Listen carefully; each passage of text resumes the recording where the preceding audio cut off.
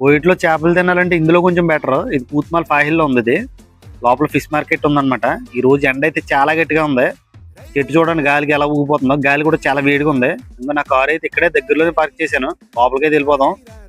ఇది వచ్చేసి లోపల నుంచి ఎంట్రన్స్. ఇది బయట నుంచి ఆ పక్క నుంచి కూడా ఒక ఎంట్రన్స్ ఉంది. కానీ ఈ రోజు నేను ఇటు సైడ్ నుంచి లోపలికి వెళ్తున్నాను. చేపలు అయితే చూడటానికి చాలా బాగున్నాయి.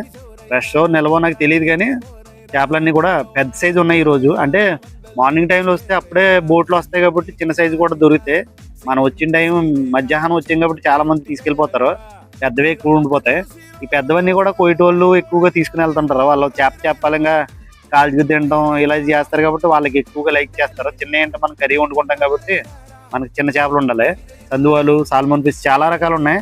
ఈ చేపలు కూడా రేట్ ఎక్కువ. ఈ పీతలు తీసుకుందామంటే మనకి అట్లా చేయటం రాదు. అతను చేసిస్తాడో లేదని కూడా నేను అడగలేదు. సర్లేక తర్వాత చూద్దామని చెప్పేసి చిన్న చేపలు దొరకలేదు కదా అని చెప్పి ఇంకా డ్రాప్ అయిపోయాను.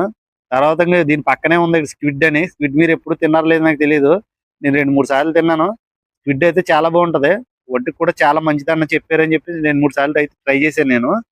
ఇంక ఇది వచ్చేసి చేపల వేటకెళ్ళి వచ్చిన తర్వాత బోట్లన్నీ కూడా ఇంక దీంట్లో పెడతారు.